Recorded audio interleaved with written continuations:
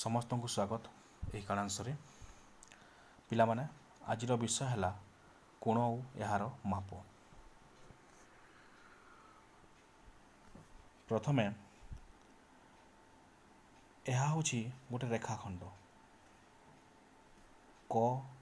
ख यार ना देली मु क ख पिलामाने आम आगु जानी यह हूँ आ गोटे रेखाखंड मु गली तापर कौन कली ये गोटे तेज चिन्ह देली यहाँ है आम रश्मि या कहुए रश्मि आम जानी यहाँ है रेखाखंड यहाँ भी आम जानी एबे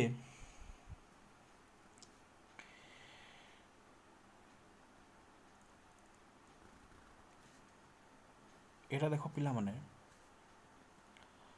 क ख ग यहाँ है आमर ख बिंदु खक रश्मि ख बिंदु खग रश्मि दुईटी बाहरी तो गोटे बिंदु दुईटी रश्मि बाहरी अर्थात दुईटी रश्मि जो आद्य बिंदु जहाँ आद्य दुईटी रश्मि ये रश्मि दुईटी अच्छी दुईटी रश्मि आद्य बिंदु हूँ ख एठी गोटे कौन उत्पन्न हो पिले कोण कौन उत्पन्न हो कोण यह हूँ गोटे कोण या कौन कहवा कोण तो यही कोण विषय रे आज आम पढ़ा तो ये कोण कौन केते प्रकार एवं यह कौ नाम रे परिचित से विषय रे आज आम जानिबा। प्रथम रे अछि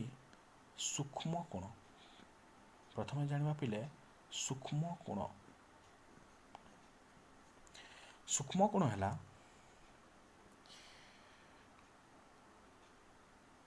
जो कोणर परिमाण पिला माने जहाँ लेखा होची ठीक नोट रे शामिल करिवे जो कोणर परिमाण 90 डिग्री रु कम ताहा एक सूक्ष्म कोण अटे अर्थात जो कोणर परिमाण 90 डिग्री रु कम धरी पिला आम गोटे कोणटे अंकन कले है कोणटे आम अंकन कले उदाहरण स्वरूप मु गोटे कोण अंकन कली च ज छ यार परिमाण होगा 40 डिग्री मन कर तो यहाँ है आमर गोटे सूक्ष्म कोण यहाँ कौन अटे सूक्ष्म कोण पिला माने एबे तमर मन रे प्रश्न आसुबो जे एटा सूक्ष्म कोण किपरि हैला या पई मु तुमको लाइव करिकी देखैबी जे सूक्ष्म कोण किपरि चिन्हिबा प्रोट्रैक्टर माध्यम रे आ स्केल माध्यम रे मो पाखरे अछि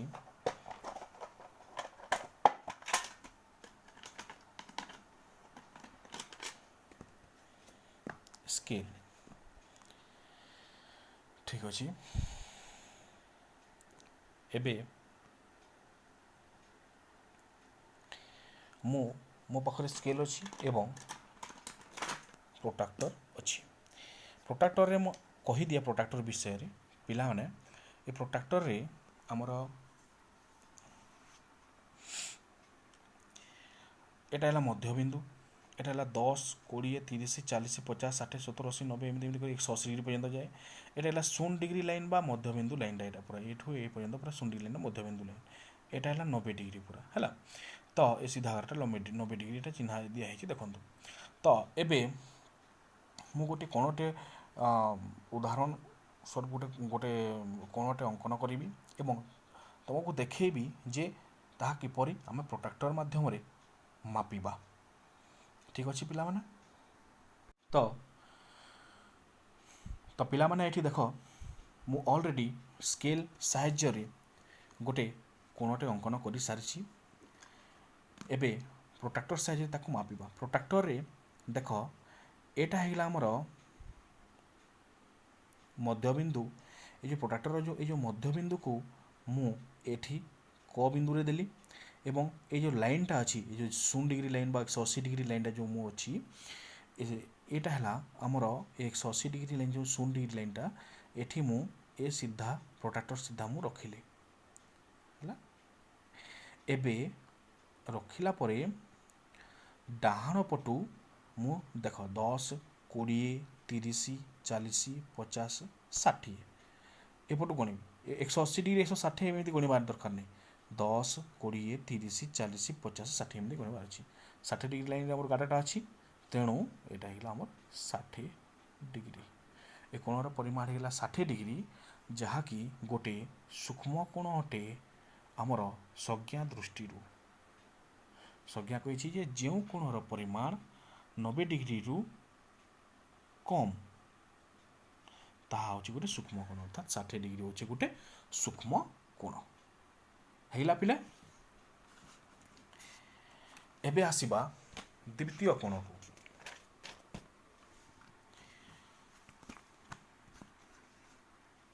एबे मु आ गोटे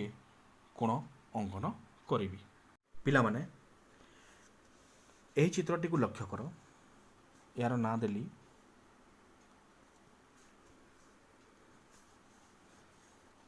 प फ ब तो ए फटा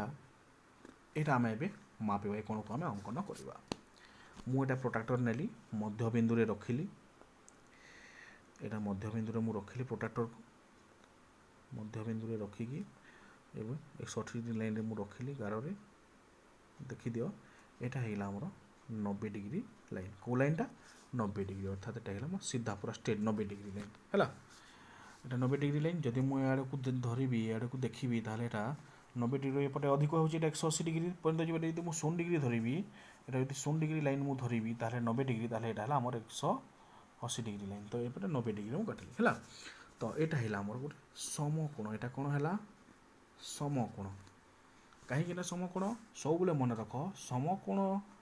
क्या कहवा समकोण होगा आमर 90 डिग्री समकोण क्या कहवा समकोण होगा 90 डिग्री। एबे आ गोटे कोण अच्छी जोटा कि आमर शेष 3 नंबर कोण जोटा कि आम कहवा तृतीय कहुए स्थूल कोण तार ना होगा स्थूल कोण तो स्थूल कोण एबे आमे अंकन करिबा ए जो स्थूल कोण। हाँ तो पिला माने ध्यान दियो एठी मु च रु आरंभ करिकी ज आ च रु आरंभ करिकी 6 पर्यंत दुईटी रश्मि अर्थात च बिंदु आमर गोटे कोण अंकन हैला जहा कि हैला आमर स्थूल कोण हबो केमिति हबो स्थूल कोणर संज्ञा होची जे जेउ कोणर परिमाण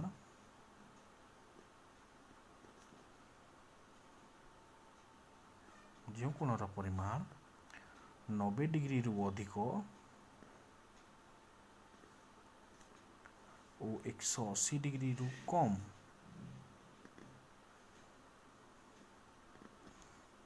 ताहा एक स्थूल कोण 180 डिग्री रु कम ताहा होची एक स्थूल कोण जो कोणर परिमाण 90 डिग्री रु अधिक और 180 डिग्री रु कम ताहा होची गोटे स्थूल कोण अर्थात ये स्थूल कोण मु देखिबी च बिंदु रे मु मोर मध्य बिंदु को देली ए प्रोट्राक्टर एबे गार को 180 लाइन को मु देखिली डाहाण पटे रखिली गार एपटे अच्छी मैंने डाहाण पटे रखिली है एबे डाहाण पटू आरंभ करी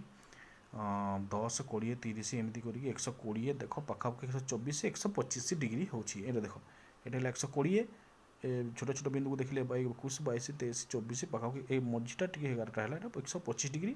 यहाँ है 130 डिग्री 50 जोटा ऊपर ना एपटू देखिले आम एपटू देखिले 130 डिग्री हम ना तो 120 130 मझे अच्छी तो यहाँ है आम 125 डिग्री यहाँ है आम 125 डिग्री तो पिला माने एबे कुह 125 डिग्रीटा आमर 90 डिग्री अधिक होची आ 180 डिग्री मध्य कम होची तेणु यह हूँ गोटे स्थूल कोण यह गोटे कोण स्थूल कोण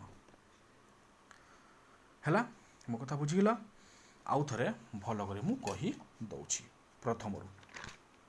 पिला माने देख यहाँ है सूक्ष्म कोण जो कोणर परिमाण 90 डिग्री कम ताहा होछि गोटे सूक्ष्म कोण यहाँ है सूक्ष्म कोण 90 डिग्री कम एटा हिला समकोणर किछि नै जोटा 90 डिग्री जो कोणर परिमाणटा 90 डिग्री सेटा ही समकोण एवं स्थूल कोण जो कोणर परिमाण 90 डिग्री अधिक 180 डिग्री कम ता होछि गोटे स्थूल कोण ए तीनोटी कोण विषय रे हमें जानिले तीन प्रकार कोण विषय रे हमें जानिले ता परवर्ती कालांश मानकर मध्य हमें ए कोण अनुसार हमें त्रिभुजर मध्य श्रेणी विभागीकरण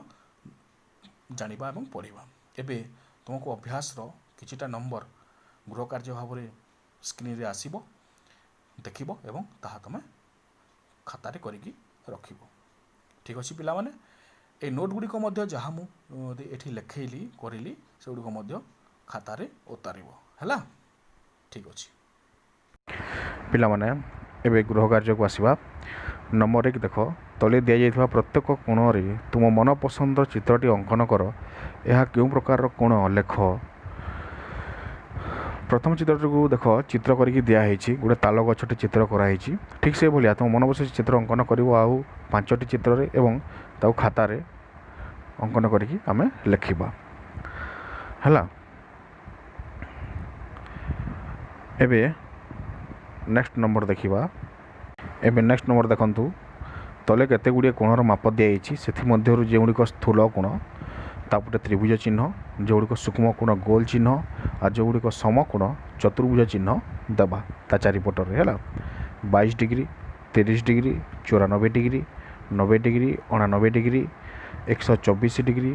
15 degree 43 degree 91 degree 35 degree 45 degree 135 degree तो जोटा सूक्ष्म कोण त्रिभुज समकोण चतुर्भुज आउ स्थूल कोण गोल चिन्ह दबा ठीक अच्छे एबे नेक्स्ट नंबर को जीवा एबे ए नंबर को लक्ष्य कर स्केल 6 नंबर देख स्केल ऑफ प्रोट्रैक्टर व्यवहार करी 30 डिग्री 45 डिग्री 90 डिग्री परिमाण रो कोण अंकन करबा एवं से गुटिका नामकरण करबा धरि नियंतु क ख ग प फ ब च छ ज जेमिति मु से एग्जांपल रे बुझेइली से बोले नामकरण करबा तो 7 नंबर टी अछि ट्रैफिक पुलिस रो बाम हाथ क्यों प्रकार कोण उत्पन्न करुछि ताहा देखिकी लिखिबार अछि ठीक अछि आज पई एतिकी।